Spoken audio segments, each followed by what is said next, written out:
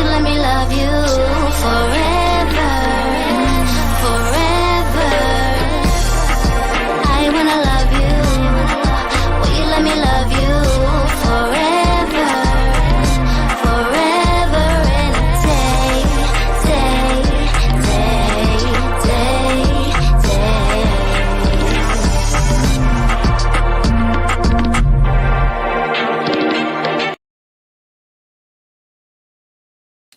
Happy Monday. Happy Monday, y'all. How y'all doing? It's hot here where I am. Is it hot where you guys are? It's been hot. Like, I'm just hot. Like, hot, caliente. Welcome, 90 Day the Melanated Way. I'm your host, Linda Antwi. I'm just trying to get my life together over here. I took the day off social media, and God forbid I open up my phone and it's a hot mess. You just look at stuff and just be like, oh, you got like a gazillion emails and text messages and all of this stuff. I was like, oh, Lord. I just took one day. Nicole's announcing that she's broken up with Azan. Like, girl, you've been broken up. Like, who are we kidding right now? You've been broken up. Like, you ain't telling us nothing new. Nothing. It was over. Did it even start?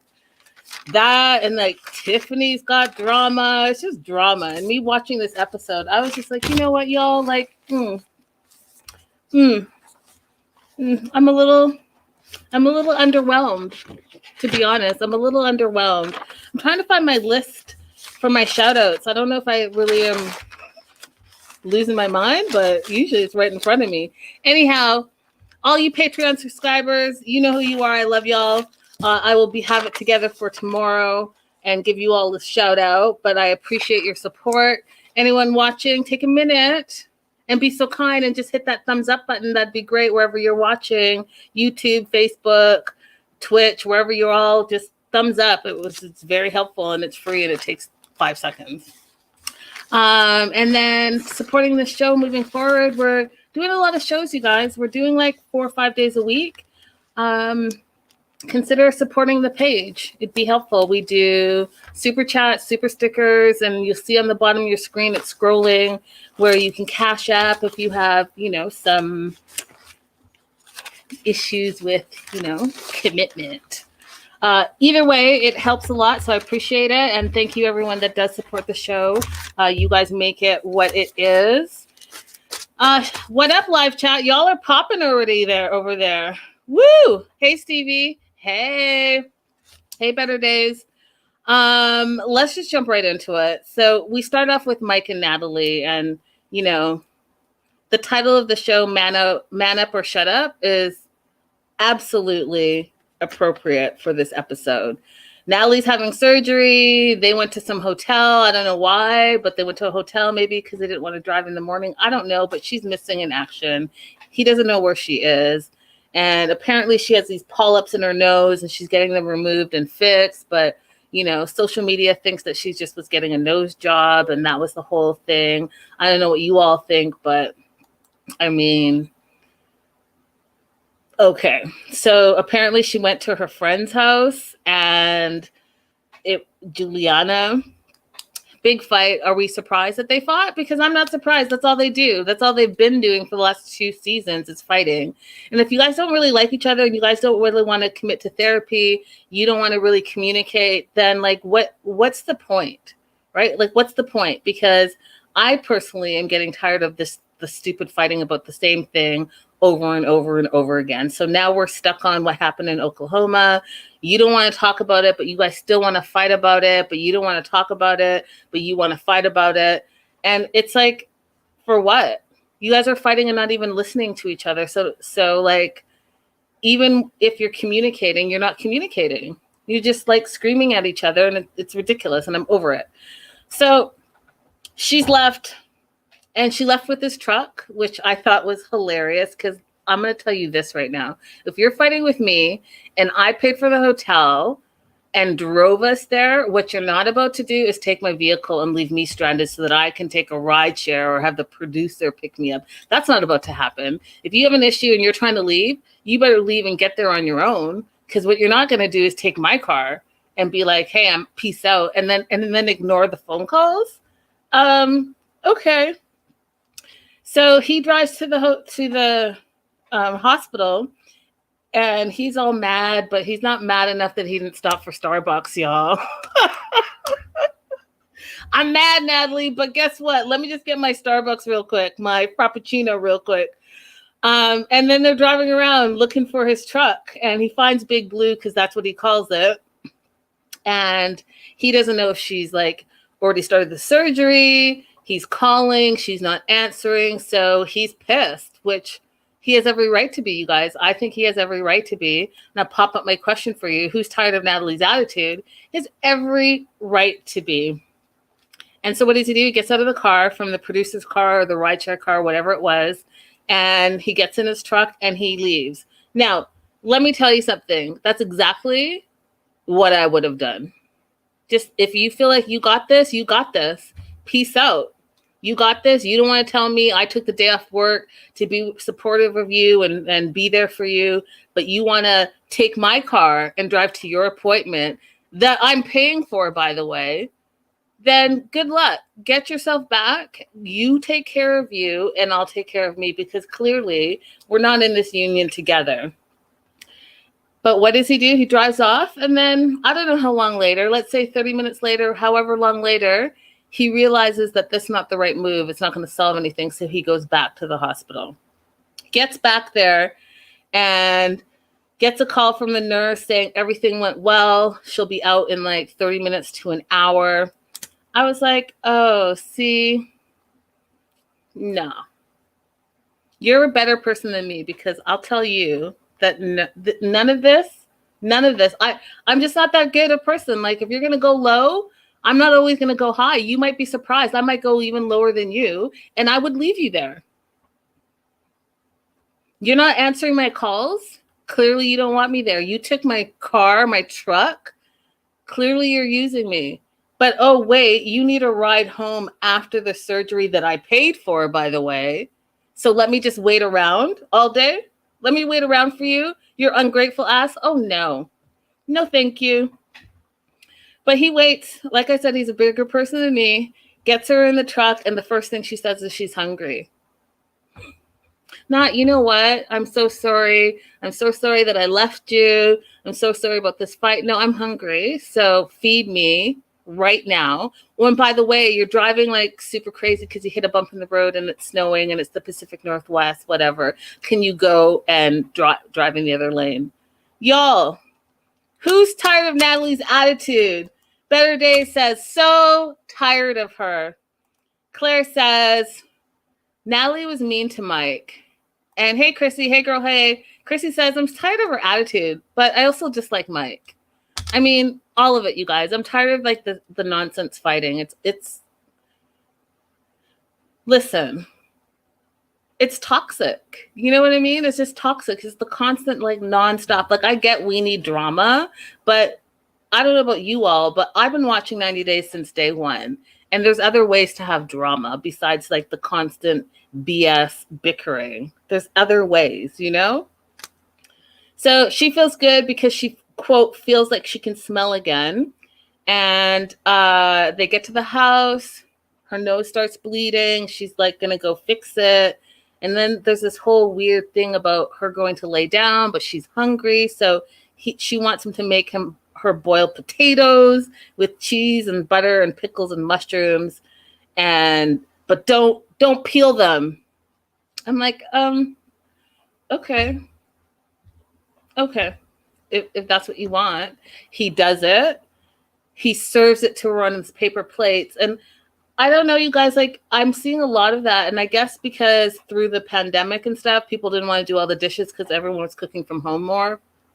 But like, do you all eat from paper plates every day? I'm just curious. Because as much as I hate doing dishes, I'm not going to eat on paper plates every day. Like, I'm just not. I'm not at a barbecue in my own house. I don't know. So, I don't know. I'm curious. Let me know in the live chat, because I don't know if it's just me thinking like, just get me a plate and a proper fork and a knife and I'm good. But Maybe it's like, maybe that's why I'm complaining about doing dishes all the time, is because I'm not up on the paper plate game. I don't know. So she has all these demands. She wants him to go get some clothes and her bag and this and that, and he can't find the bag because there's so many bags. Well, bring all the bags in. Why is this even a question? Just bring it in. Whatever she wants, she'll find. No. She's like, oh, forget about the bags. Instead, make me some food. Okay, Natalie, calm down. Like, just calm down. So the paper plates thing, it's live chat is like 50-50 on it. Amanda says, no paper plates. Judy says, yes, paper plates. Raydella, hey girl, hey, says, I do, but it depends on what I'm eating. Better Day says, no paper plates here. Joan, hey girl, hey, says, paper plates are just plain lazy. Crystal says, I do, because it's just me. I don't know. I don't eat from paper plates. I just eat from dishes, but I like dishes. You know what I mean? I like to think I'm having a proper meal after I've made the meal, but whatever. To each their own. I feel like paper plates are for barbecues or for like parties, right? When you're, I don't know, you guys, don't even get me started. I'm going to be sidetracked. So anyways, she gets in the bed, and this is the other thing, because you guys know that I get distracted, right? And certain things are just a little odd to me. And again, maybe it's just me and how I was raised, but she jumps into the bed with her outside clothes on. Now, you were just in the hospital with all the germs. You just had surgery. You come home. You like do all the stuff with your nose that you got to do. I'm sure you were sterile with all of that. But then you get in the bed with the same clothes that you were outside into your clean sheets with your socks and your jeans and your top. And then you eat in the bed. Oh my God, stop it. Stop it. Just stop it. Do you guys do that? Like, especially living through this pandemic, do you just, all the outside germs, you just say, oh, F it. I'm just jump into bed and get comfortable. You don't take your outside clothes off and maybe put some comfy, cozy, clean clothes on. I don't know. I just was like, oh no. Oh no. Like, oh no. But I mean, again, to each their own, but I just couldn't get past it. And then she slams the door all dramatic. Now, Natalie thinks that her marriage is hard because the two of them have love, but they have no understanding or trust. Well, no, your marriage is hard because you're a bit of an asshole to him. And Mike is no choir angel, but her attitude sucks as far as I'm concerned. It sucks. It sucks. You can tell that she doesn't really like him. You can tell that her agenda was to come to America, be a big famous star. And she just realized that she's living on some farm in the woods in the Pacific Northwest. And that was not her dream. Now, Natalie, I got to tell you that the common denominator is you. You're on your third marriage, my friend.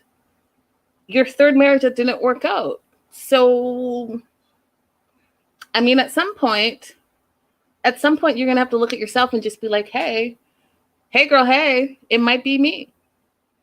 Maybe, my highfalutin attitude, my high IQ, the way I talk to people, the way I pout, like maybe it's a combination of things that you might want to look at. And as you guys know, I always say, listen, you can't be broken and bring your broken self to a relationship and think it's going to be a full relationship. It's not. And that same thing goes within marriage. If you don't work on yourself, then, I don't know how that's going to look. Hey, Toxic Threads. Hey, girl. Hey. I don't know if your daughter told you, but we're having that block party and y'all are invited. I'm going to send you the invite ASAP.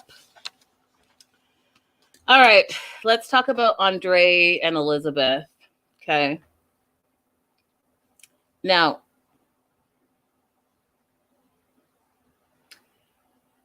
I'm just going to say this off the top. Again, it might just be me, but the way this family talks to each other is just, it makes me uncomfortable. It makes me uncomfortable. Y'all are grown. I'll cuss here and there, I'm not a huge cusser, but I do it for a point sometimes. But these fools talk to each other crazy, and every other word is a cuss word. And that's fine if that's, how you, communicate. But in front of the kids all the time, like when they replayed Andrei screaming at Elizabeth while she was holding her baby, it just was a lot for me. I was just like, oh, it's gross. You're gross. Like he comes across to me, and whatever team you're on, I think Andrei is in the wrong. I'm going to tell you this right now. I think the way he treats people is disgusting. I think the way that he talks is disgusting. And it makes him come across to me on TV as if he's uneducated. He doesn't have any other words in his vocabulary, so all he can do is cuss, cuss, cuss. And a little bit has to do with trying to be controlling. But a lot of it has to do is, I think deep down he's embarrassed because he knows that he ain't shit. He ain't done shit. He ain't been shit. And all he does is talk shit. And it's looking bad for him, my friends, okay? So, tension all day long. Apparently, Elizabeth. Hey, Nika Simpson. Hey, girl. Hey, I think you're new. Welcome, Nika, y'all. Tension all day long. Elizabeth apparently booked an Airbnb. They stopped off in D.C. And Andrei is pissed because the streets are narrow, like she built the streets, right? And there's no parking. He's mad at Libby because he can't park the RV. Chuck says there's no RV parking in DC, which I find hard to believe. She says that she called ahead and asked and said, we're RVing. Is there going to be RV parking? They didn't even get to the Airbnb before he had a hissy fit. And Thomas, and you guys, I always talk about no new friends, right? Thomas, who's like new-ish, all of a sudden is taking Andrei's side, and he's booking hotels, and you're at the Waldorf. You have to tell us that you're at the Waldorf because you're highfalutin. Okay, whatever. But you didn't even make it to the Airbnb. Maybe they have full-on parking there, but y'all are getting crazy and doing the most and saying the most and I get it. Being in an RV with your family that you don't even get along with for hours upon hours upon hours. Whose idea was this? Y'all couldn't even stay a couple hours on a boat, but you want to be in an RV stuck for hours upon hours?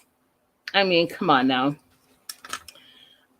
And then Crystal said, oh, Thomas and Charlie's wife, Mel, is that her name? Got their lines in this episode. They sure did.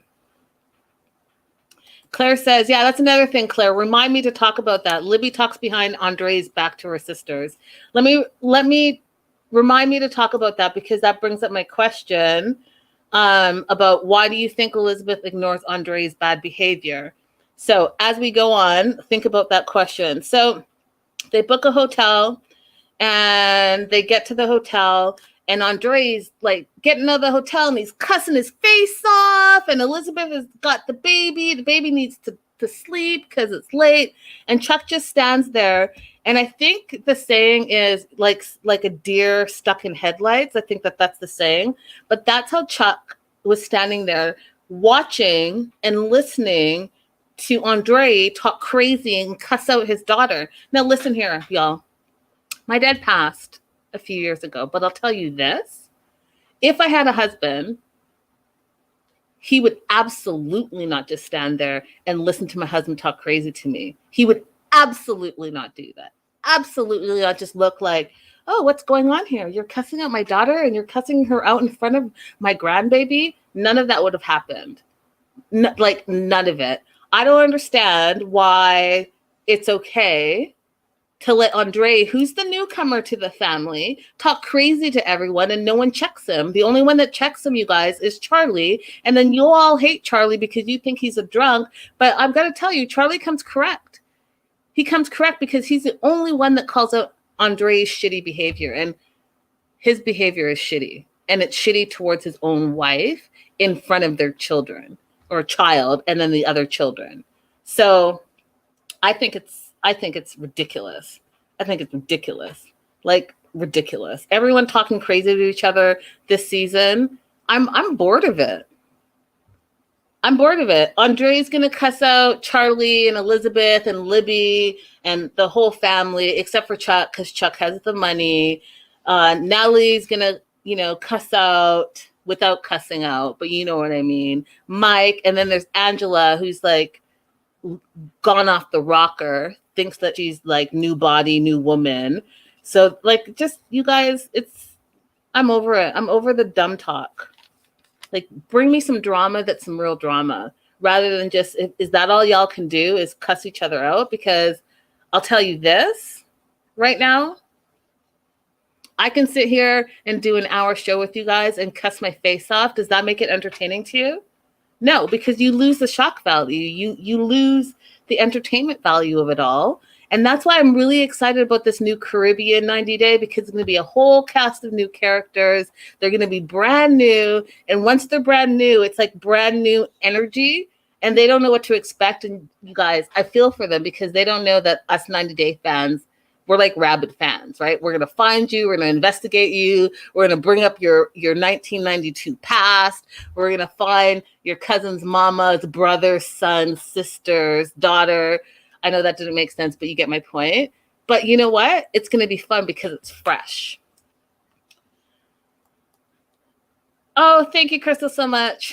Crystal says, forget a family reunion. Family living needs group therapy. Chuck needs to speak up more. He's not leading the family. Yeah. As the patriarch of the family, you need to be the patriarch and stand up. Stand all the way up.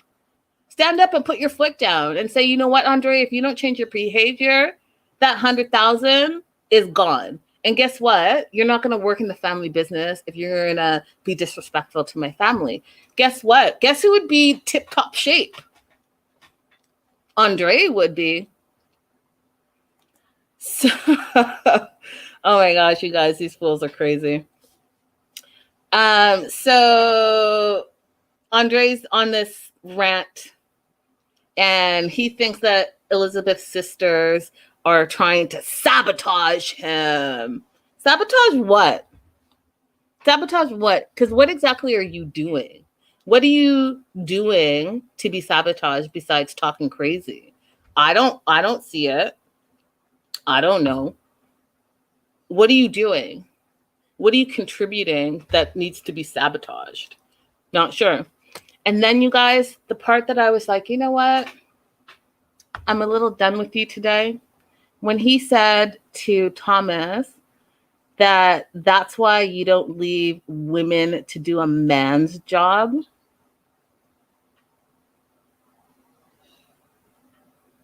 That was it. That was it for me, you guys. That was it. Let me say this, okay? And I am going to cuss, so you know that I actually mean what I'm saying. But who the fuck are you, Andrei? You don't even work. You've never worked. You were a bouncer at one point. Apparently, you tried to be in the police force, but got kicked off because you were shady. And then you came here to America and said, hey, I'm going to be the head of the household, but never worked one day in your life. Not one day. And now you're working whenever in the family business because you feel like Chuck has given money to all his children. But guess what? They're his biological children. What entitles you to do shit? And just like Charlie said, I'm jumping ahead, but just like Charlie said, when immigrants come to America and they work hard and they build and they support their families and all that stuff, that's true for the most part. But that's not what Andrei's doing. Andrei's kicking back in the pool, hoping that Charlie pays his rent, hoping that Charlie gives him $100K, hoping that, you know what I mean? Like, stop it. Just zip, stop it. Stop it. Stop it. It's craziness. It's absolute craziness. If you've come here and done something and actually worked for the past 4 years, and they said 3 years, but really it's been 4 years, and contributed to society and contributed to your family. And don't get me wrong, being a stay-at-home dad is a whole thing, but that's not how he came. He came at us like he's going to come and be a hard worker, the provider, the head of the household, all that stuff. And he's laid back and let Chuck provide for everything. For everything. So you can just stop it right now. So yes, Toxic Thread says fresh is so needed. Yes, girly, yes. We need some fresh talent. some fresh relationships. So I can't.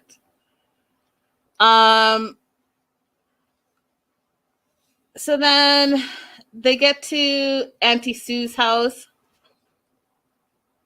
and Charlie and Megan are already there.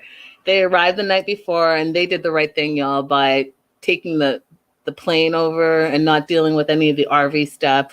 Andrei says, it was a mess, which it absolutely was. And the greeting was a little weird, right? The greeting was a little weird because Andrei's like, well, Sue says, I've heard so much about you, good and bad. And Andrei was like, oh, kind of had a little bit of an attitude about that. But she's having problems because she knows that he thinks that Chuck is the money bags and that Chuck should be providing for him. And she doesn't really understand that because she knows that Chuck has worked for everything and anything that he's had, according to her, right? And so she is like not feeling the fact that Chuck had to pay for Andrei's entire wedding in Moldova, all of that stuff.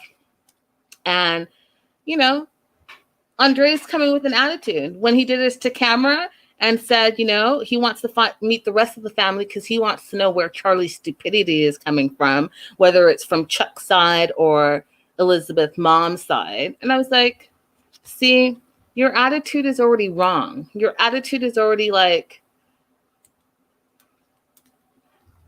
it's crap. You're coming with the wrong attitude. And my friend, you're the outsider of this family. They've all been kicking it for years and years and years and years. And you're going to come in and say all this nonsense. If I were you, I'd be a little bit more pleasant because this is the first time they're seeing you. And here's the thing, you guys. When Sue says, how's business going? And all hell breaks loose because she doesn't know that Andrei's joined the family business.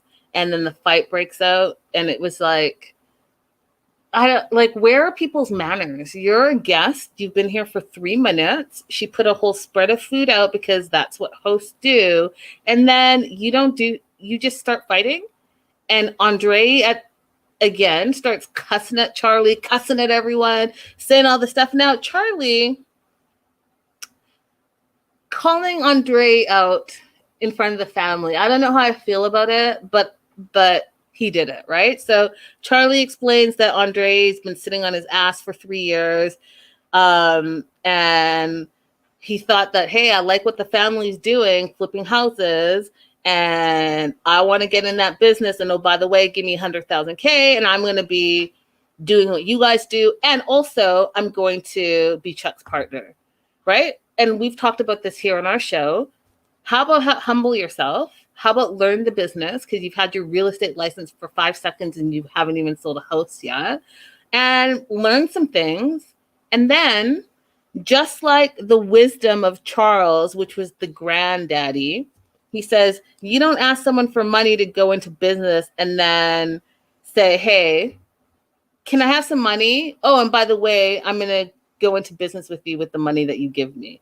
Instead, you're supposed to bring money to the table and say, hey, here's my contribution. Do you want to go into business with me? Absolutely makes sense to me. Absolutely. Like the wisdom of, our older folks still remains true. But did y'all see Andrei's face? Because it took him aback because you know what? Guess what? It makes sense. It absolutely makes sense. But he's so stuck in his mind with the entitlement that their money is his money. And the thing is, they've let him get away with it for 4 years. So, you guys can't still be like yelling because you guys have let him do it. And then, so Amanda says, we found out his daddy gave Chuck some money to get started too, though. True, Amanda. But again, that's the family. That's your blood, right? So setting up your blood for success, I can understand that.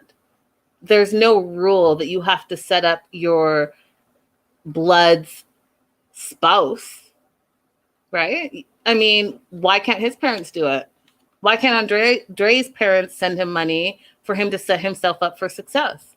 Why can't Charlie give maybe, Elizabeth the money and she be the business person? Why is Chuck responsible for her deadbeat husband? He's not responsible for him. He's a grown-ass man with his own grown family. So why is Chuck responsible for Andrei? I don't think he is. I think that if he wants his daughter to be successful, then make your daughter successful, and then her family will be successful. He has no obligation, in my opinion, to make Andrei successful. He can guide him and help him if he chooses, but it's not his responsibility. That is not his child. So fight breaks out. Sue finally tells Andrei to calm down because, Andrei is being disrespectful and cussing the whole family out. And it was a mess. I think it was a mess. I think Andrei represented himself terribly, and he looked bad, and he looked like a user and a manipulator. And you guys, I go back to that other episode 3 episodes ago when he said, well, if this looks like manipulation, it is what it is. He knows what he's doing. He's a manipulator, and he feels entitled to someone else's money. And guess what? He hasn't worked since he arrived in America, and he actually doesn't care. And now he wants to have the money that everyone else seems to have, and he feels like he should be given it. And there's yet one moment in there where he's been like, let me work for it.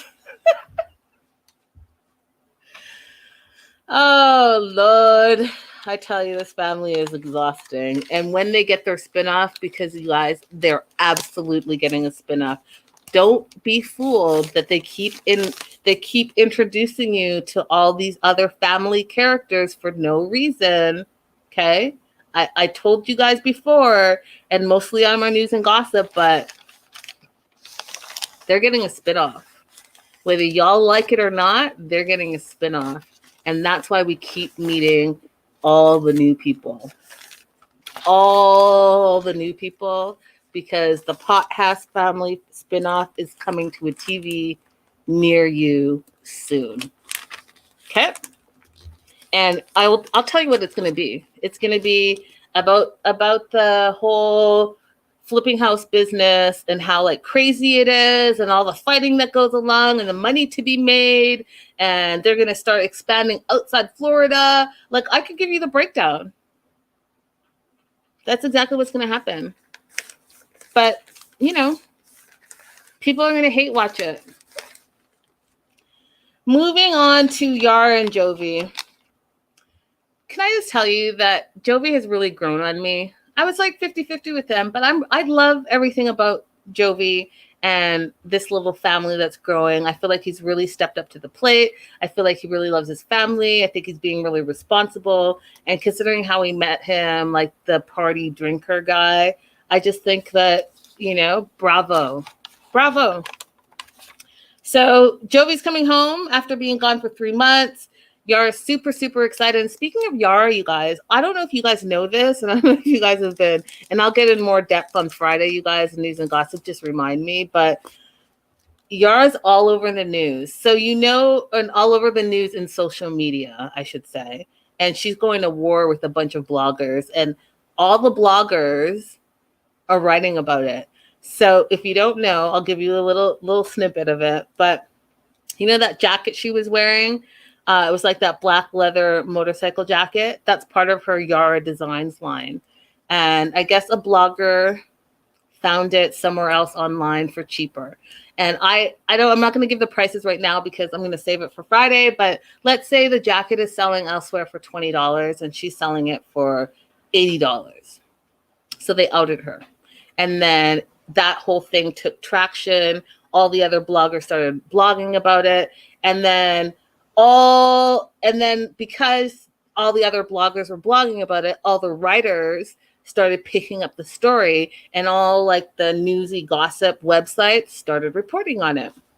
So she got into a fight specifically with one blogger, and they went back and forth. And apparently there was like some audio that goes together with it. And then the other night she went live and she basically cussed out all bloggers suck. We're all below her. We're all this, we're all that, we're all this, we're all that. And I'll get it tomorrow on Friday, but there's a war going on between some of the bloggers and Yara right now over her clothing line and over some of the things that she said about bloggers.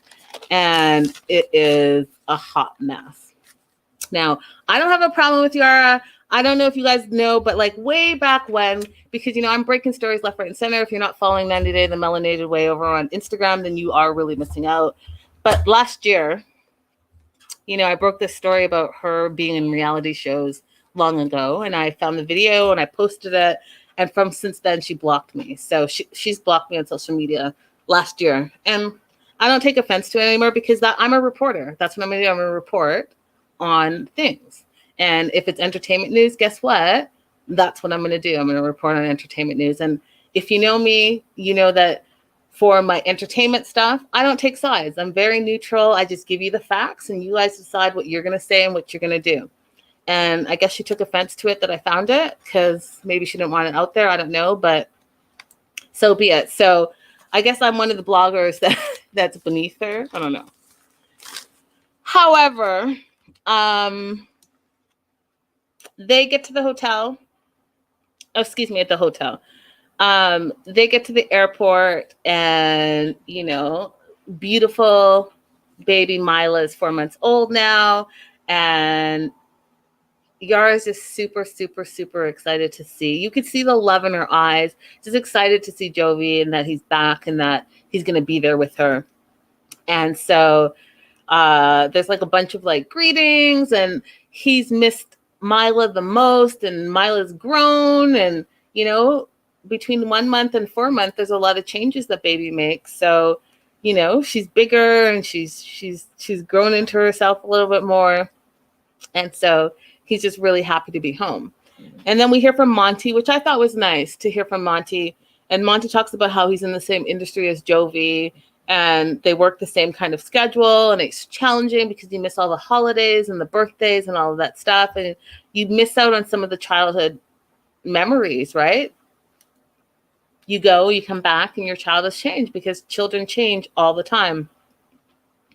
And he said, but it's a way of life. And it is a way of life. If I mean, look at how much they're supporting their families, right? It is what it is. They chose that life. And I'm of the opinion that Yara knew exactly what she was getting into.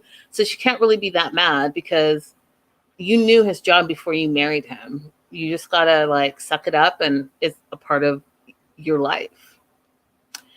So Jovi's super happy to be home. Feels good to be home. He's really happy to see Mila. He's going to go to this new home that he doesn't know anything about. He's not seen it, hasn't seen any photos of it because Yara felt like it was her decision and she was going to decide where they're going to live because she's sick of all the rest of the stuff. And so she wanted to move them outside of New Orleans, more into like something that was more family friendly, away from all the bars and all of that stuff. But you can tell when they're in the car and on the way to their new place that Yara really missed him. Like she just really, really missed him. And he's like to camera, yeah, I missed someone washing my clothes and cooking for me and cleaning for me. And she's like, how can you say that? How can you say that about me? But I got what he said. Like he just missed his wife. He missed like their day-to-day stuff, right? Being on a boat for 3 months has to be hard, right? So he's like, where are we? Where are we living? Gwen reminds him that, you know, it's family oriented and not bar oriented. And I love Gwen and Monty. I think they are the breakout parents of 90 Day Fiancé because they're kind, they're caring, they're always like bringing gifts and being thoughtful, all of that stuff. I just really love those two. I think that they're a good example and like kind of a fresh air of all the crazy fighting that we constantly see this season. They just give us like a, you know, and we need a little because I like the drama, you guys, but I also think that we want some real love. I think that's why a lot of us started watching the show, is to see the love stories, right? And not all like the just constant toxic fighting all the time. Like, balance it out. Give us a little of the toxic so we can talk about it, but give us a little bit of the love. And I feel like Gwen and Monty bring that love. Hey, Auntie. Hey, girl. Hey. I feel like Gwen and Monty bring that love and that breath of fresh air that we need, and the kindness that we need, because we're missing that. Like, it's gone, y'all. It's gone. And these two are bringing it back. And I, for one, say bravo. Like, bravo. That's how it should be. And not everyone is lucky to have a mother and a father-in-law like that. That's like super supportive, totally there for you, totally like just supportive and like neutral, you know? So, you know, Yara talks crazy to Gwen sometimes, and Gwen just like lets her do it, still loves on her, still appreciates her, and they keep it pushing. And I think that that's great. So they get to the house, and Yara's thrown out the couch because apparently, according to her, strippers have slept on that couch, and the couch is full of diseases, and she didn't want to have anything to do with it. And so it's out of there. Joey's not really a fan, and you can see he's a little underwhelmed, but I don't think he doesn't like the apartment. I think he doesn't like where the apartment is located. He doesn't like the fact that he can't just like step out of his house, go to the strip club, because you guys remember, he said he used to go to the strip club 5 days a week. And then the other thing is, it's a big transition for him, right? So although he's stepping up and being a dad and a husband, a year ago, he said, you know, he was living the city life. He was living by himself. He was single. He had a fun life. He was traveling all over the world and doing him. And then fast forward 1 year, he's moved to the suburb. He's a husband. He's a new dad. And he's being told by his wife that 6 o'clock they have to be home every day. And that now he has a bedtime. So it's a lot of adjustment for him. And you know, I think he's going to still step up and do the right thing and be a good dad and all of that stuff. But I just thought it was funny because, you know, it is absolutely a lot for him and a lot of transition in such a short amount of time. So that was them. Tiffany and Ronald. Now, before I get into their little segment, you guys, I mean, I don't know if you guys have been catching up. And again, news and gossip on Friday, I'll go into more detail with it. But Tiffany and Ronald had this huge blow up. Apparently it's over. And they put all the receipts and dirty laundry out there. Let everyone know on social media what's going on with them. They went live with another blogger, had more drama. And then they celebrated Carly's birthday, second birthday. They had like another blogger there, as well as Angela's there, and people like freaked out, right? So Angela has her own drama going on, and people are kind of like taking sides, and a lot of it wasn't a lot. Wherever you stand with it, you guys, people are definitely taking sides, right? So wherever you personally stand, it was a ton of drama. And I'll get way more into detail and specifics on Friday in News and Gossip, but that's what's been playing out. So that's kind of the backstory to them. Tons of drama. Tons. So much drama, you guys. So much drama. And everyone was like, well, how are they be able to do all this when they all have NDAs? And I'm going to tell you this. She made a post, and her post was like, from this point forward, we're not going to air out a dirty laundry. Yeah. Because y'all aren't going to get paid. Do you know how TLC works? If you guys think back to the Paul and Karine days, when Paul and Karine were going to war online and just airing out and going live every 5 seconds and live for like 24 hours and all of this stuff, guess what? They didn't get paid.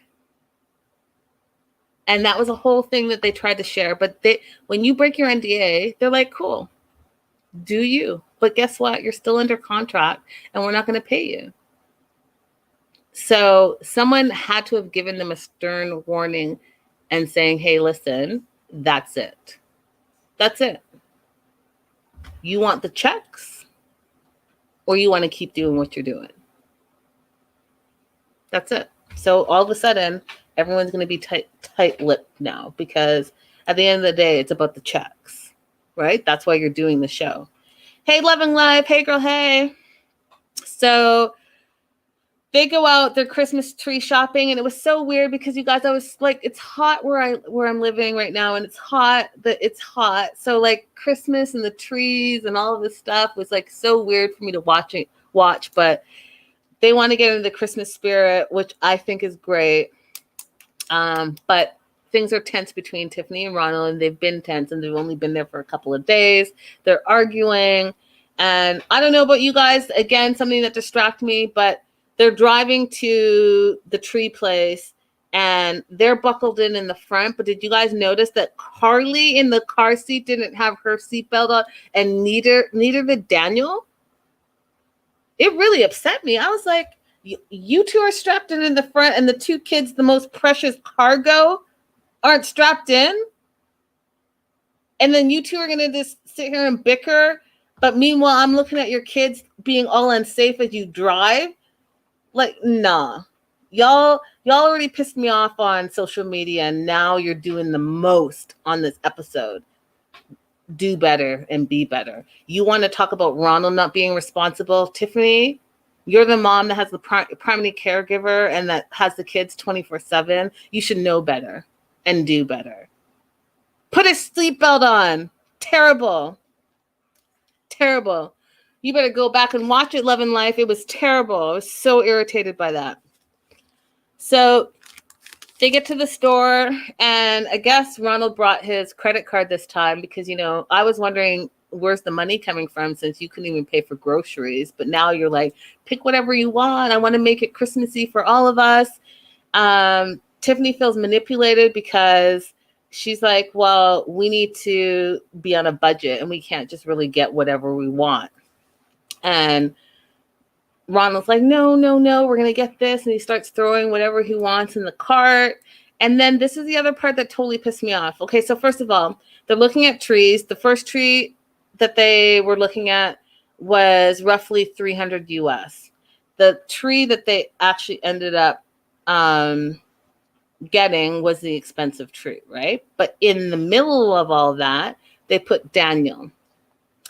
So Tiffany is saying, no, we can't spend that money. And Ronald's like, oh, but, I just want to make it Christmassy, and who cares? There's only like $100 difference and yada, yada, yada. What do you want, Ronald? And then Tiffany's like, what do you want, Ronald? So you're letting the little 10-year-old kid be in the middle of your bullshit. And so he's going to have to choose between his mom and the man that he calls his dad. And you guys are both looking at him like I could feel the anxiety through the screen.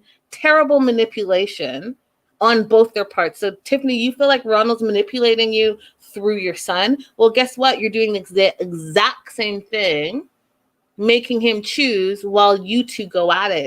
It was unnecessary. So Ronald pushes him a little bit more. And of course he's excited to see his dad's only be in a couple days, so he doesn't want to disappoint him. So of course he's going to go with what Ronald has decided. But then even to camera, he's like, I felt bad because I was going to pick the other one and I didn't want to make my mom mad and all of this stuff. Don't do that to your kids, you guys. It's not okay. Figure out your shit on your own and be the adults. Not okay. So they end up spending like just say $700 US at the Christmas store.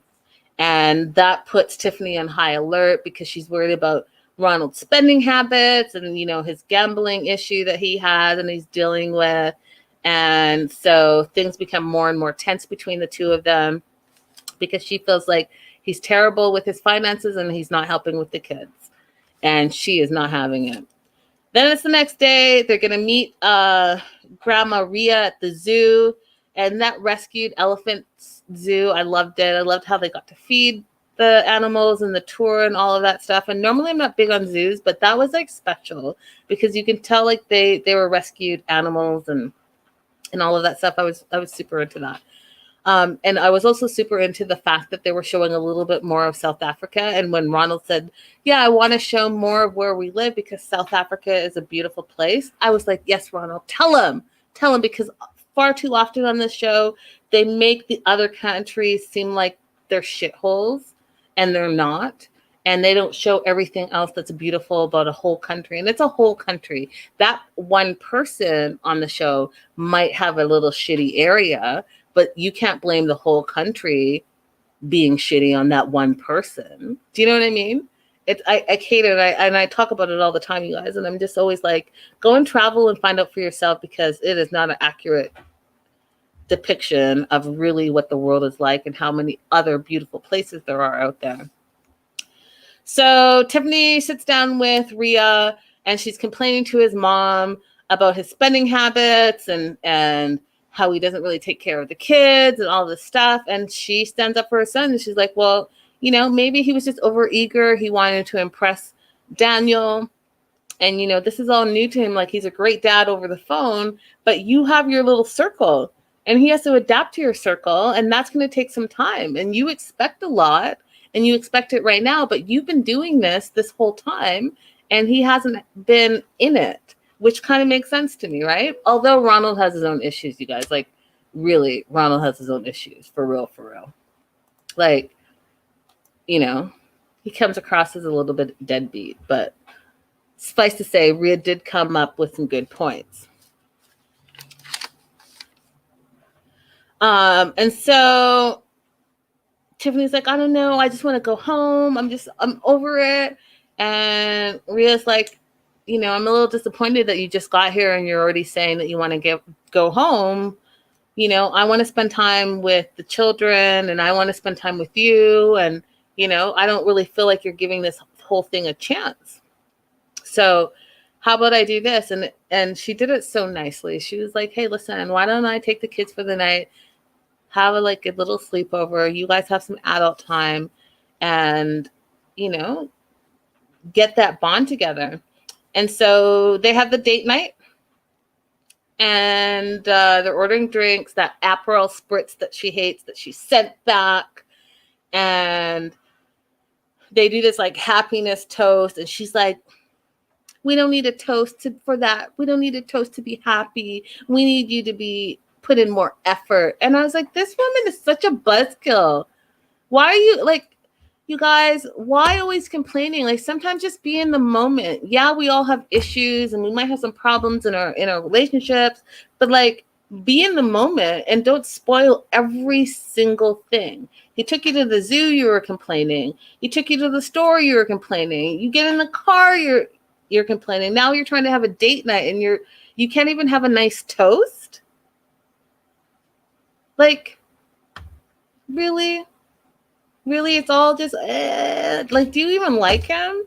Because to me, it seems like you're making all these excuses and you're saying all these things and you're being super terrible to him because you're trying to find your exit strategy.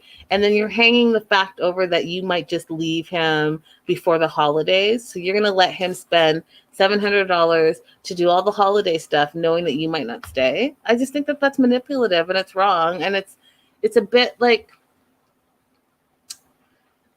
ungrateful, you know, like Amanda says Aperol spritzes are not good. I don't blame her for that. I don't know. I've never had an Aperol spritz, but I'm going to have to find out and try one, because apparently they're not good. And she sent hers back, by the way. She's like, I don't like it. Can I get something else? Oh, and by the way, Ronald can't have mine. Okay. If anyone's ever worked in the service industry, that's the bullshit that we just, you saw what it said on the menu. It gave you the accurate description and you chose it anyways. But because you don't, not because it's terrible, because you don't like it, I should take it back. Kick rocks. Kick rocks. Anywho. I'm so ridiculous sometimes. So anyways, she talks about the squishy time that they have where it's their special kiss with their private parts, which I kind of thought was hilarious. But that was it. She sends her drink back, and he's like, tells the server that, and which is funny, you guys, because that's the other thing about the service industry. Like, we kind of don't care whatever's going on with y'all. We don't care. You don't need to tell us that your baby mama is doing this and your baby mama is difficult and she's always complaining. Okay. Like, no one wants to know. No one wants to know. We just, you good? Work it out amongst yourself. They got other people to serve. So he's upset with her because he feels like she has high expectations all the time. Every time he works on something, she's got something else to add to the list to fix. And she's never satisfied. And he's upset that she complained to his mom behind his back, and he leaves. He's like, I'm supposed to be the head of the household, which is a whole other conversation that I'm absolutely not going to get into. Like, if you're going to be the head of the household, Ronald, then you have to have the head of the household responsibilities. And since you don't work, or you work these odd jobs and you ain't got no money, and you just built a room the day before they got here, you can't claim head of the household and being the man of the house and not actually be the man of the house and then go grocery shopping and then not have money for the groceries. Like, if you're going to claim the title, then you got to be the title as far as I'm concerned. Faith says, not team, neither of them. She's team kids. Facts. So then Tiffany, to be super emasculating, I don't know if you guys caught that, but Tiffany, like, he's not the man of the household. Even Daniel, her poor son, has more responsibility. And she's like, I'm the man of the household. And I was like, yeah, way to emasculate your husband. I mean, you clearly don't have any, you just don't have any respect for him. And so because you don't have any respect for him, he's never going to be able to do anything great in your mind or anything right, because you don't really like him. That's it. And you don't respect him. Okay, Kalani and Asuelu. So they're in the car. They're talking about how he's a little bit of a speed demon. And when they were in Samoa, she used to grab his balls and pinch them every time he sped. And I was like, that is such a weird, random fact. It's a weird thing to start with. It's like weird, but whatever. But things are still really good with them. They're on a high from their special little holiday. And now she feels that it's time for him to get back to work because he hasn't worked in a month since his accident. And she feels like they need some time apart because they've been always together. And then she said something that I found. She doesn't work, she said, and he hasn't been working. And I was like, how do y'all live? You guys, I know you're living with her family, but like the day-to-day expenses, like the food and gas money and just like kid money, like who's paying? You don't work and he hasn't been working, so who's paying for your lives? I'm super curious about that. And I know outside of the show, there's the show money, there's the cameo money, there's the TikTok money and all that stuff. Like, I get it, but I don't know. She just said it so proudly, like, I don't work and he hasn't been working. And now I need for him to go back to doing ride sharing because I need some time apart. I just thought it was weird. That's all. And then they're going to go buy a car. And then this is the other thing that didn't make sense to me, you guys. It's his first car purchase. And I was like, well, then whose car did he crash? Wasn't that his car that he crashed that got written off? Make it make sense. How could it be your first car purchase if you already had a car that you crashed and now you're replacing it? It doesn't make sense. Anyways, he wants a minivan. He sees one that's for $11,000 and he likes the van. And he likes the van because he wants to have a big family and he wants to have another baby soon. And instead of having that conversation with his wife, he decides that, again, in the customer service industry, we don't need to know your business. if you guys have ever been in the, we don't need to know.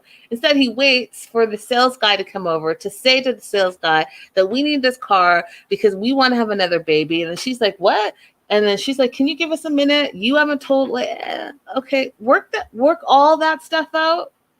This dude is just trying to sell you a car. He doesn't care.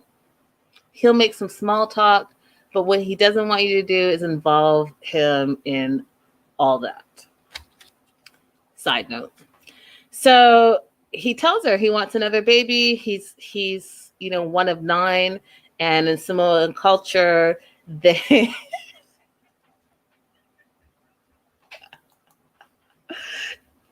in Samoan culture, they have big families, and he wants to continue to do that. And so, he's really about that life. And then this is the other thing that was like super confusing to me, but whatever. So they do that look like sexy talk that they do. And they're doing their to camera. They're talking about her tatas and her boobies. And she's like, well, I don't really want a baby because I'm finally just like weaning them off the breast. And then all of a sudden I have a newborn and it'll be all over again. And like says to him, don't you want your boobies back? And he's like, well, they can do the bottle and then, let me have the boob. And I was like, I'm not a mom yet. So I mean, I don't know, but aren't Oliver and Kennedy like 2+? Aren't they like 2 and 3? How long Crystal, how long do people normally breastfeed for? I'm super curious. And then that's the other thing, Stevie. So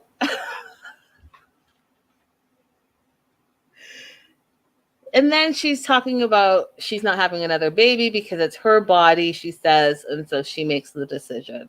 I don't know how you guys all feel. So even Stevie says, Kalani said, who's having this baby?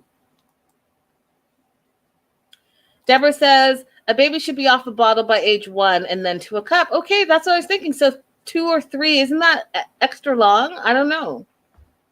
It's the same thing like you had to take the babies on the trip because you had to breastfeed, but then I already told you guys like she can just pump and leave it in the freezer and it'd be fine, but I mean, I don't know. Crystal says, yeah, because Crystal's our midwife, y'all, if you didn't know. So at least a year. So we're past the year, we're past 2 years, we're going into 2 and 3 years. So she says it's her body, and she makes the decision. Now, I agree with that to an extent. It is your body, and you're carrying the baby, but isn't it a conversation you have with your spouse as well? Like, shouldn't your spouse know? Shouldn't the two of you have a conversation like, hey, we are going to have X amount of babies, which brings me back to what I always say to you guys. What do I always say? The 4 things that y'all need to talk about before you get married. What do I say? Does anyone know? Because I feel like I'm talking to dead air. Not you guys, but like to the 90-dayers. Talk about money and how you spend money. Talk about faith and religion and how you want to raise your family and live your life. Talk about sex because it's important, and talk about children. Okay? Now, I get it. It's your body, but you've now married this person and you are a team. Had you had the conversation about children, then you guys would both be on the same page about what you think about children, how many children you guys want to have, and then that's it. That's it. But what I don't think is right is for one person in the union to say, this is how it is. It's my body. That's it. Yes, it's your body, and it's your body, your choice. You guys don't come for me. I'm totally not saying that. Absolutely, at the end of the day, it is her body. But you married this man. Have a conversation with him. Say, this is what it is. This is what I want to do. How do you feel about it? And have a discussion. That's all I'm saying. So then they get to the house. I love the fact that he's doing the Samoan dancing with Oliver and Kennedy and kind of teaching him about the culture and the lifestyle and all of that. And then they start talking to his mom. And Listina, we haven't seen her in a minute, and you guys know that the drama is about to be coming to our screens. So they're dancing for her, and then Kalani kind of had enough, so she takes the kids and goes upstairs. And the mom wants to come to visit them before she's going to Samoa, or she goes before she's going back to Samoa. And I was confused because she's lived in America this whole time now. So is she moving back to Samoa, or is she just going for a visit? I was not clear on what she was saying. Either way, she wants to come and visit them before she goes for the holidays. And oh, by the way, she's going to bring Tammy. And, you know, Tammy is the shit disturber and doesn't get along with anyone and is starting to beat people up left, right, and center. Asuelu doesn't think it's a really good idea. She convinces him to make it a good idea. He offers to pay for their hotel because you can't come and stay up in here because clearly Asuelu is living for free up in that house. You can't invite people where you don't pay rent. You know what I mean? Like, I get that part. But you don't got a job, and your wife doesn't have a job, but y'all are buying a car and now you're paying for hotels. Like, I'm super confused.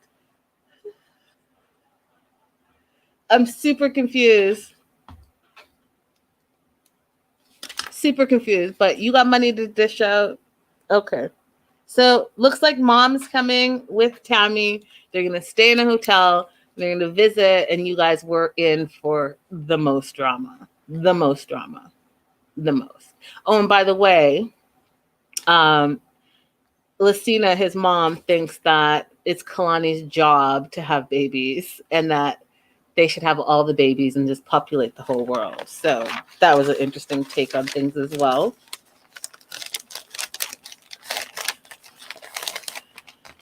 I don't know, you guys. So outrageous. It's so outrageous. So outrageous. Brandon and Julia. Oh, Brandon. Oh, Julia. Oh, Brandon. Oh, Julia.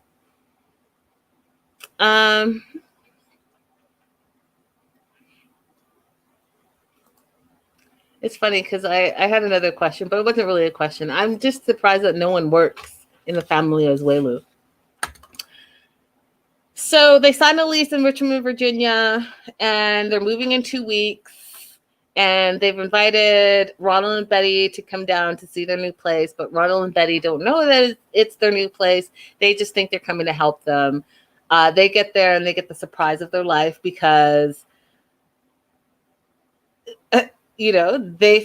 Betty does everything and anything she can say to say this place is a dump. It doesn't have a fire escape. It doesn't have windows. She feels claustrophobic, all the stuff so that, she doesn't want her baby, who's a grown-ass man, who's closer to 30 than he is to 20, to leave the nest. So, he's moving. Good for him. And by the way, don't forget that he's never paid a bill in his he paid one electric bill or something like that in his whole grown ass 28 going on 29-year life. Not one bill, right? So there's that. It's time for you to fly the coop, be a man, be an adult, have some responsibilities, and really know what the world was like. Because this little starter apartment, I'm here for it, you guys. Because again, Julia doesn't work. He's never lived on his own. He's never paid a bill. So at some point, y'all need to get it together. And what I want to say, you guys, is that they need to have at least a year together doing real adult stuff before they have a baby. Okay? Because babies are expensive. And you two have not acted like adults in all your 28 and 29 years of your life. So get that under wraps first before you add anything, okay? That's my advice to you. So they feel like they found the perfect place. And Betty says, oh, it's interesting. It's, a little small compared to the 10 acres of the farm. And we find out from Betty and Ron that apparently they own a bunch of properties. And if that's the case, then why can't they move into one of your properties? Why do they stay on the farm with you all? Right? If you have some other properties, the rental properties, rent it to your kids and make some money off of him while you're at it. But you're mad that he's leaving you. When you find out he's leaving you and he's leaving you in 2 weeks, that you're not going to have any help on the farm. It's going to just be the two of you. Your kid isn't 18.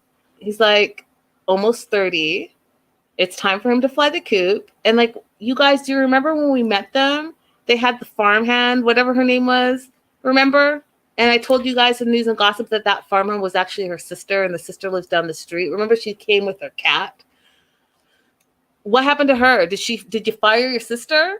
Because why do you all of a sudden not have any help? That lady got up in the middle of the morning or the crack of dawn and waited for Julia, you guys remember, to wake up and then talk shit to her about how you get up at the crack of dawn and the animals have to eat at a certain hour. What happened to her?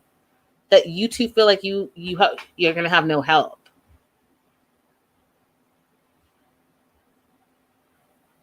Where's the help that you hired? I'm curious. Like, if you're going to have a storyline, let's be consistent about it, or at least let me know the new developments, because when it doesn't make sense, it just doesn't make sense. So they tell Ronald and Betty that this is their new place, and you could tell that Betty's super hurt about it, which I think is super weird, that you're sad that your grown-ass son is finally leaving the house, as he should.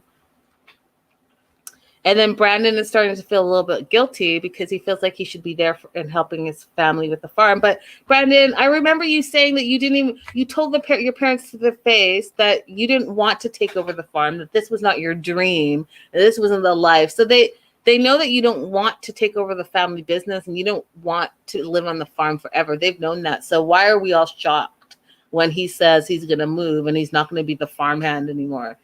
Get your own farmhand. Hire your own farmhand. Find the farmhand that you said was originally working with you and bring her back. Let your grown-ass son have his own life and figure it out. Right? Crystal says, like, did they have Brandon to have a farm employee? Exactly. It's ridiculous. Like, make it make sense. So Ron thinks that Brandon's being manipulated by Julia. Betty feels like she always wanted to gain a daughter and not lose a son. You're not losing a son, Betty. He's moving out. He's not leaving your life. Did you think that you guys were going to live together forever? Did you really think that? At what point should he be 40 and leave the house? Because he's almost 30. Mind blown. Mind blown. Just mind blown. So that's it. That's all that happened. They're moving in a new place. Betty and Ron don't like it. They feel like they should have been consulted first because they've owned properties before and they've lived their life before. Your grown-ass son does not need to consult you about moving out. He should just move out and show you the place. The place looks safe and it's brand new. You should be good to go. The end. Last and certainly least on my list. Okay.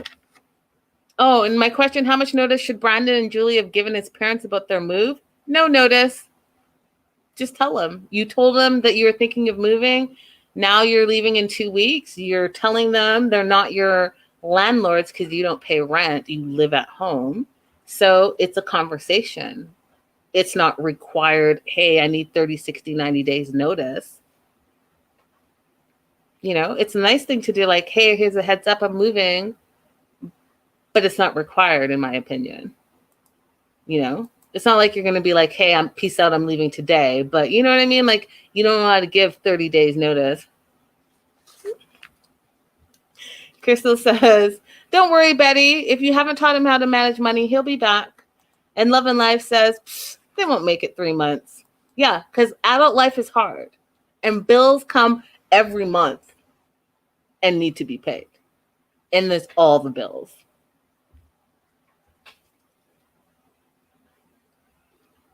Amanda says, I did like how they didn't respond to the negativity Ron and Betty were throwing at them. Yeah, because it was manipulation. That's it. Okay, last and certainly least, Angela and Michael. Angela's not in a good mood, but really, when is she ever in a good mood if she's not manipulating the situation? And she says that Michael upsets her. They broke up last episode, apparently. She starts smoking as she's talking to Skyla. And here it is. She starts smoking as she's talking to Skyla and blames Michael for her smoking, which I just think is absurd. And you guys know why I think it's absurd, because she's been smoking since she was 13 fucking years old. 13. Longer than he's been alive. But you're blaming Michael. You know the health risk because you just had 2 major surgeries, but you're blaming Michael. He's forcing you to smoke. No, bitch, you have an addiction to cigarettes. It's your fault, and you don't want to do anything about it. You went to, like, what was it, therapy or whatever it was, hypnosis for 2 minutes, and then that's it. So stop playing. Stop playing. So, Skyla's sick of it. She's like, I'm not your marriage counselor. Like, you need to work it out. And then Angela says, I don't need a man. Okay, Angela, but if you don't need a man, why are you complaining that Michael hasn't called and supported you this whole time since you had your surgery if you don't need a man? What are you upset about? If you can do all the shit yourself and you don't need no man, then why be mad at Michael if you don't need a man? Why? I don't get it. Sounds kind of crazy to me. Sounds kind of crazy to me. So she doesn't feel supported by him. And she says that she would never have married him had she known that Michael all of a sudden would grow some balls, because that's exactly what he did, y'all. He grew some balls. And bravo. That is the only thing in their segment that is making me happy, is that he finally grew some balls. So she calls him. She starts screaming at him. And tells him to quit bugging Skyla. And he's like, well, you blocked me on WhatsApp. And you guys, I already told you that that's the only social media he has, because she controls the situation so much. She doesn't let him have any other social media. And the social media that he you'll get pictures from is from her account on Instagram. And that's it. None. That's how much control she has over this person. It's crazy to me. So he's like, yeah, well, you blocked me on WhatsApp and on Facebook. So who does that? Like, who does that? And she's like, what? What did you say about me? Why would I want to talk to you? And then he says, talk. And then she gets mad and says, can you believe he said that? He's like, she's like, I'm his wife. And she's like, what? Angela, the talk thing that he did was nothing compared to what we've seen you for the past few years. The way you talk to him, the way you act towards him, that was a drop in the bucket. Thank you, Michael, for finally standing up and standing your ground and growing a backbone. And you're mad and you're trying to tell him that he's talking to his wife crazy. You might want to just think about what you just said. Because the way you talk to your husband is wild to me. It's so, you guys, I get so irritated by it. There's my question. Is Angela verbally abusive? Because I know what I think. Okay. Now,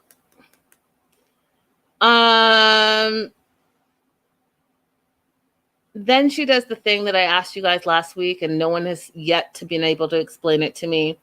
She starts screaming in his face, saying, I'm an American! Land of the fucking free!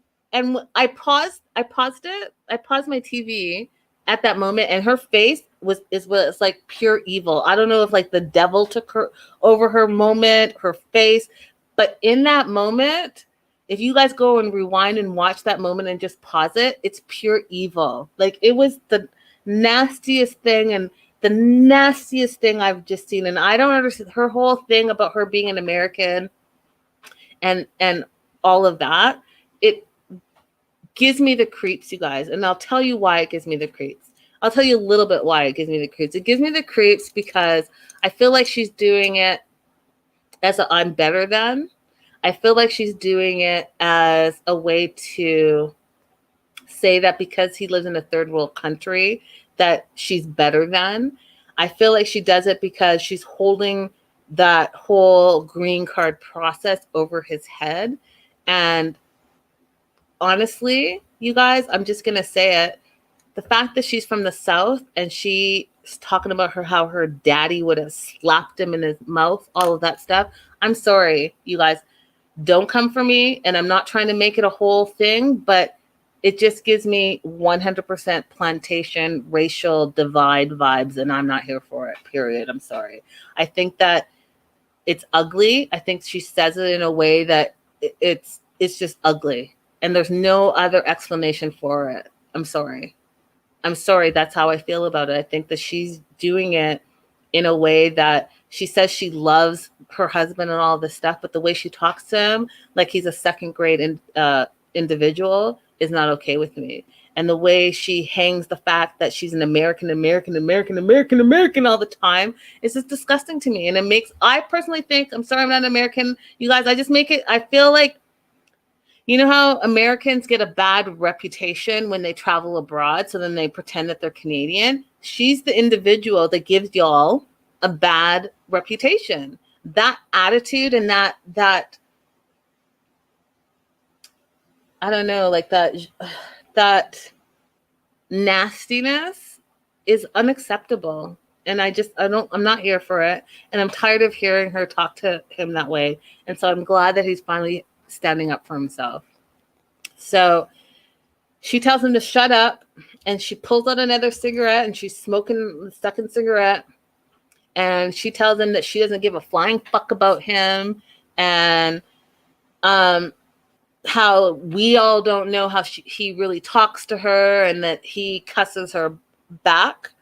And he said, yeah, because you deserve it. Yeah, Angela, you deserve it, because this fool's been listening to you for the past 3-4 years, talk crazy to him, throw cake in his face, push at him, yell at him, take all his liberties away. He can't even be a grown-ass man, can't have friends, can't have a job, can't be on social media, all the stuff because you said so.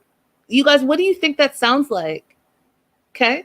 Think about it. What does that sound like to you? Because you're controlling someone. And sorry, it's not in 1864 anymore, y'all. I don't give a shit where you're from. I don't care if you're American. We're all human. We all deserve respect equally, period. The end. So she tells them that she wants a divorce, and she pulls out another cigarette. So we're on cigarette 3, and says that she doesn't smoke until she talks to him. And he says, really? And laughs. And I died of laughter, y'all. I died of laughter because that's exactly it. This bitch has been smoking since she was 13 years old. And you want to tell Michael it's his fault that you're smoking? We all know that sounds ridiculous. The hypocrisy of it all. And then he finally just laughs. And so he's sick of it. He's not going to let her win anymore. So she's like, I want a divorce. He starts clapping. She hangs up on him. And then the producer asks, what could Michael have done differently? And she doesn't like the fact that he's standing his ground. She thinks that he should have sucked up to her, told her how amazing she is and how great it is to talk to her and get her mind off of the fight, because she clearly and surely isn't doing it. Listen, Angela, I don't know if you've never been in a relationship before, and you guys I haven't been able to find it. My question was, has Angela been married before? Because I'm not sure if she has. But I'm curious to know, because it seems to me like she doesn't know what a relationship is, and that it's about communication. It's about two people making decisions, and not one person thinking that they have power over another person, and that they can talk to that person any type of way and treat that person any type of way, and that person's just supposed to take it.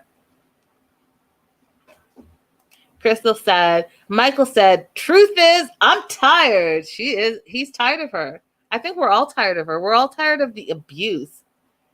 Oh, Stevie said that she was married once. That's interesting to know. Good to know. I didn't know that. I was super curious how long and if she had been married, because this ain't the business. You know what would be a great interview? A great interview would be to find her ex-husband and talk to him. That is an interview that I would watch.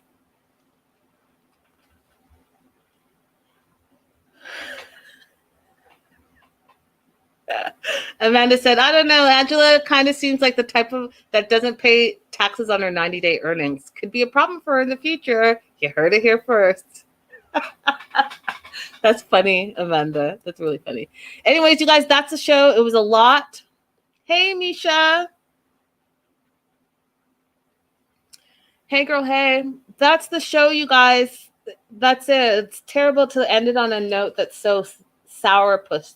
So what I will say is this, you guys. Mark July 22nd on your calendars. We're having a block party to celebrate the 1-year anniversary of the Melanated Way. We have a bunch of special guests lined up for you, all 90-day cast members. And we're going to make it like a virtual potluck. And it's going to be super, super fun. So think about something that's great that you can make. I'm going to choose a couple of great recipes and shout y'all out.